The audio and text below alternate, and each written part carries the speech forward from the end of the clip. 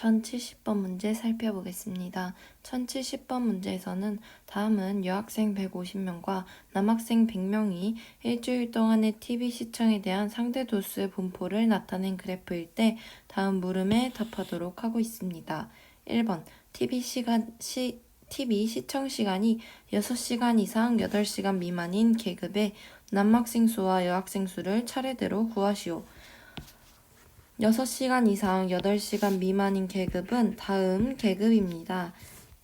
따라서 6시간 이상 8시간 미만인 이 계급의 남학생의 상대도수를 살펴보면 남학생의 상대도수는 0.3인 것을 볼 수 있고 여학생의 상대도수는 0.2인 것을 확인할 수 있습니다.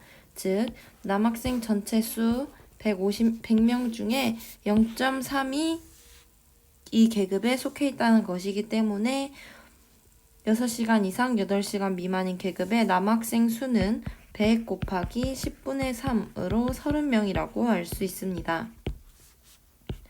이어서 여학생의 수도 구해보겠습니다. 여학생은 150명 전체고 그리고 이 중에서 0.2만큼이 이 계급에 속하기 때문에 여학생도 30명이 이 계급에 속한다고 구할 수 있습니다.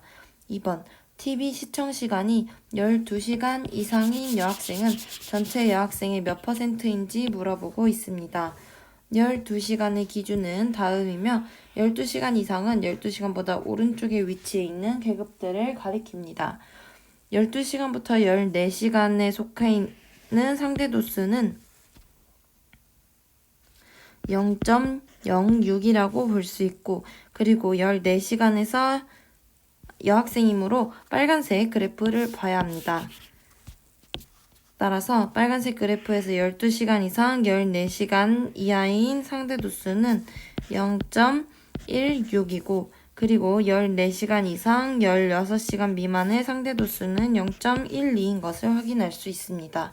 따라서 12시간 이상인 계급의 상대도수는 0.16 더하기 0.12로서 전체 0.28임을 확인할 수 있고 0.28은 퍼센테이지로 환산하면 곱하기 100을 한 값이기 때문에 전체 여학생의 28%라고 알 수 있습니다.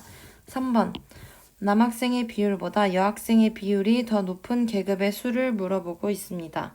남학생의 비율보다 여학생의 비율이 더 높기 위해서는 특정 계급의 남학생의 상대도수보다 여학생의 상대도수가 더 커야 합니다. 따라서 순서대로 계급을 살펴보겠습니다.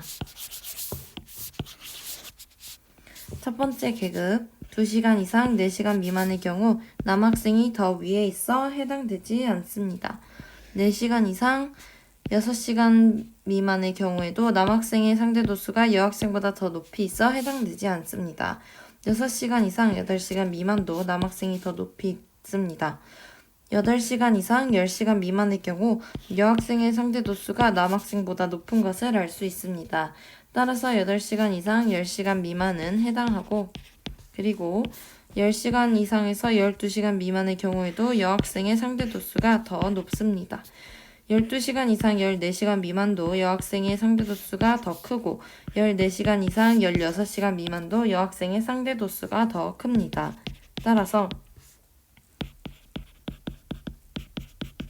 다음 4개의 계급에서 여학생의 상대도수가 더 높기 때문에 3번의 답은 4개입니다.